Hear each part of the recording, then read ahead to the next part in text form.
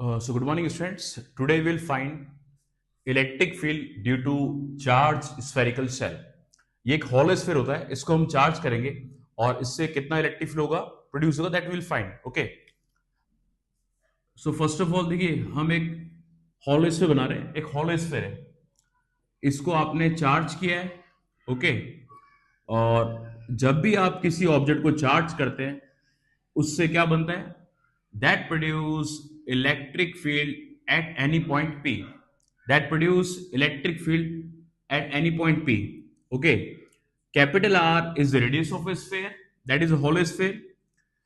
तो hollow sphere में सारा चार्ज इसके बाहरी आउटर सरफेस पे डिस्ट्रीब्यूट हो जाएगा. Okay, there will be no charge inside, अंदर कोई भी चार्ज नहीं होगा.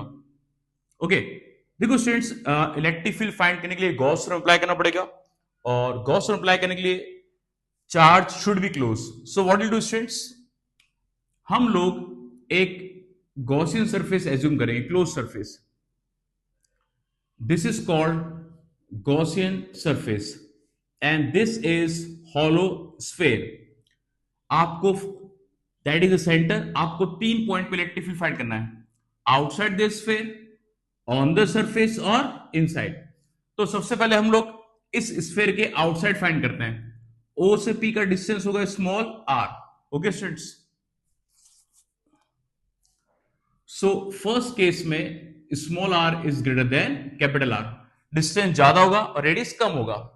ओके, चलिए, this will take as a small area ds. Okay, this is the direction of area and point P will indicate the direction of electric field. Suppose आपने यहां test charge रखा है, ये प्लस उस plus को करेगा repel, so this will be direction of electric field. It means circle के, इसमें इट मींस सर्कल और स्फीयर के लिए इलेक्ट्रिक फील्ड और एरिया सेम डायरेक्शन होंगे, इसलिए एंगल कितना आएगा, 0. सो नाउ ये चार्ज क्लोज हो चुका है. Now it will release flux, it will release electric flux. Yes, how to apply, what is Gauss theorem? The releasing flux is equal to the closed integration of E dot ds. जब आप यहां से dot को हटाएंगे, there always comes cos theta. कितना आएगा बच्चे यहां पर, cos theta, eds cos theta. And हम डिस्कस कर चुके हैं स्फेयर के लिए इलेक्ट्रिक फील्ड और एरिया सेम डायरेक्शन में, बिकॉज एरिया की डायरेक्शन क्या होती है, normal to the surface, and plus will repel, so this will be the direction of electric field. Electric field area same direction में, theta कितना होगा, 0. और हम जानते हैं cos 0 कितना होता है students, 1. So this become 1. Flux will remain closed integration of E into ds. देखो, we know what is the value of flux by Gauss theorem. 5 plus we can write Q by epsilon naught. This is called permittivity of free space. Okay. Electric field come outside from integration and integration ds will remain. Electric field constant है, integration से बाहर आ जाएगा और ds, integration ds means what, total area of Gaussian surface, जो कि एक sphere है. Sphere का सरफेस एरिया कितना होगा students, 4 pi r square. Here I am to write E into 4 pi r square. Okay, will write integration ds की जाएगा 4 pi r square. सो आपको इलेक्ट्रिक फील्ड फाइंड करना है outside 1 upon 4 pi epsilon naught Q by r square और 1 upon 4 pi epsilon होता है K electrostatic constant. So finally we can get E out. Out electric field कितना आएगा students? That will be KQ by epsilon naught Q by r square और 1 upon 4 pi epsilon होता है K electrostatic constant. So finally we can get E out. Out electric field कितना आएगा students? That will be KQ by small r square. 1 upon 4 pi epsilon become K electrostatic constant. So इस तरह sphere के बाहर electric field कितना आएगा, KQ by r square. You can take a photo or a screenshot of this.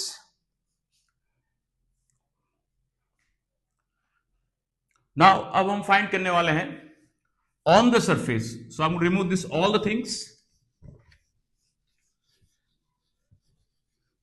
See the second case, जहां आप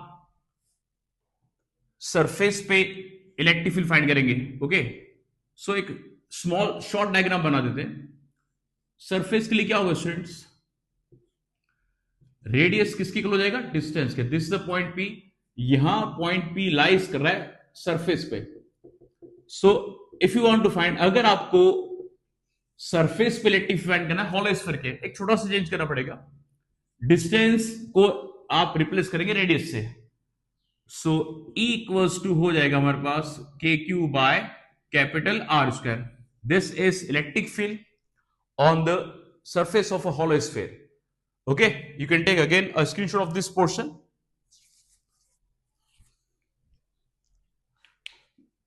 Now finally we'll find electric field inside the sphere. One more time we'll make a small diagram. This time point P lies inside the sphere. Okay, so this will be the Gaussian surface. This time hollow sphere is outside and Gaussian surface is inside. There is no charge. यहां कोई भी charge close नहीं है, because hollow sphere में सारा charge कहां है, outer surface पे। अंदर चार्ज कितना है स्टूडेंट्स, अंदर चार्ज कितना है, zero, Q in zero. Okay, that's why electric field inside the hollow sphere also zero. तो एक होलो स्फीयर में सारा चार्ज यूनिफॉर्मली उसके आउटर सरफेस से जमा हो जाता है, अंदर कोई चार्ज नहीं होगा, इसलिए इलेक्ट्रिक फील्ड इंटेंसिटी कितना होगा, zero. So this we found all the three cases, electric field outside the sphere, on the surface और इनसाइड। ओके, आउटसाइड कितना होता है students, that is K Q by small R square, that is outside. On the surface कितना होता है students, equals to K Q by capital R square, radius, distance replaced by radius, and finally inside there will no charge, so electric field inside